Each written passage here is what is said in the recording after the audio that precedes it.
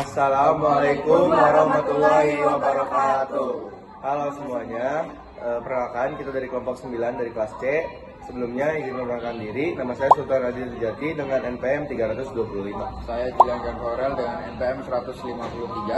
Perkenalkan, nama saya Nadia Rahadini Anefa dengan NPM 150. Saya Laura Fatwa Nila dengan NPM 151. Dan saya Zada Ramadhani dengan NPM 324. Oke teman-teman, jadi kita di sini akan menjelaskan bahan pakan yaitu kulit kopi.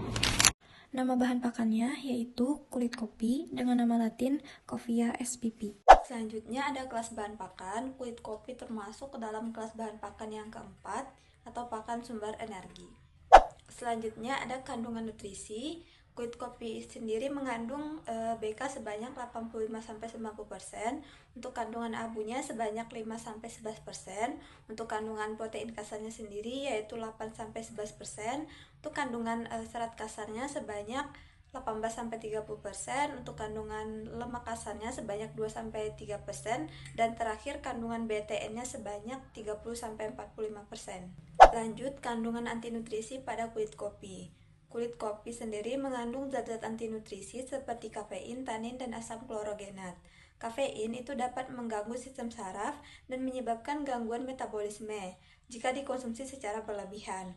Untuk tanin itu dapat menghambat penyerapan protein, dan asam klorogenat itu dapat menyebabkan gangguan atau iritasi pada pencernaan.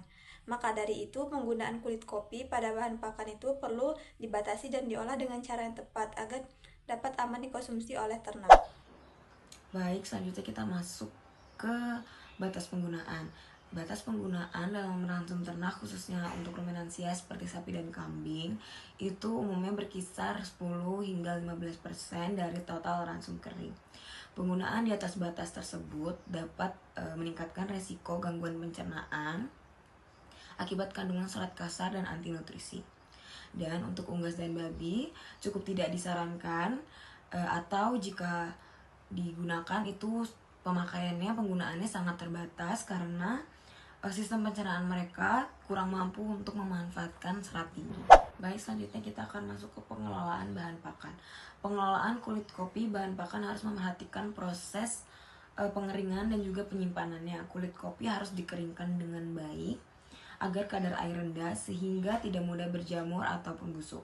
Simpan di tempat yang kering dan juga bersih, serta hindari kontaminasi bahan kimia dan juga pestisida. Sebelum digunakan, kulit kopi sebaiknya dicacah atau dipotong-potong kecil agar lebih mudah dicerna oleh ternak.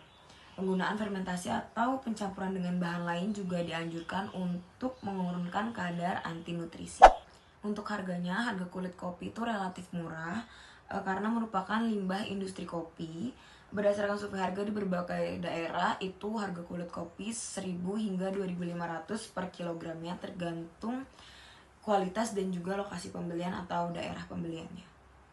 Oke, jadi di sini aku mau jelasin bahan apa aja yang perlu disiapkan. Yang pertama itu ada kulit kopi, bahan utama dari bahan pakan ini. Yang kedua ada air cucian beras dan garam. Air cucian beras ini sangat bagus karena mengandung karbohidrat juga. Selain itu, penggunaan air cucian beras ini karena limbah kulit kopi berdebu yang mana tidak baik dan efisien jika langsung diberikan pada ternak, karena jika terhirup dapat menyebabkan batuk dan pilek, serta juga dapat mengganggu mata jika bertebaran. Yang ketiga ada molasses atau tetes tebu. Yang keempat ada dedak. Yang kelima ada onggok ke tela pohon yang sudah kering. Yang keenam ada campuran bekatu plus polar.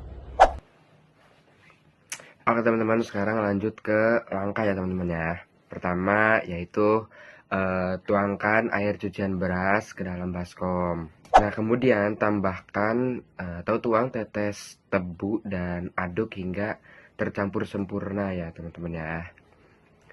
Jadi diaduk terus lagi kayak tadi lagi hingga benar-benar tercampur rata. Kemudian masukin nih kulit kopi 2,5 kg dan aduk lagi hingga air meresap ke kulit kopi gitu teman-teman. Jadi ditambahin nih kulit kopi yang 2,5 kilo, 2,5 ya kilogram ya teman-teman ya. Kemudian diaduk hingga air meresap ke kulit kopi. Kemudian tambahkan nih 0,5 kilo atau setengah kilo dedek jagung, dan seperti biasa aduk lagi hingga tercampur rata teman-teman. Oke, kemudian tambahkan onggok nih teman-teman, tambahkan onggok ketela pohon 1 kilo dan aduk lagi hingga tercampur rata teman-teman. Terakhir, tambahkan campuran bekatul dan pollard ke dalam baskom, lalu aduk hingga merata.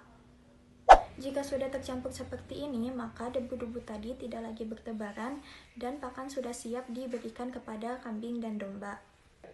Jadi, saat dimakan oleh kambing dan domba, tidak akan membuat mereka batuk dan pilek yang akan berdampak pada pernafasannya. Selain itu juga tidak akan mengganggu mata kambing dan domba. Pemberian pakan ini diberikan pada waktu pagi hari dan sore hari sebagai pakan tambahan untuk domba dan kambing.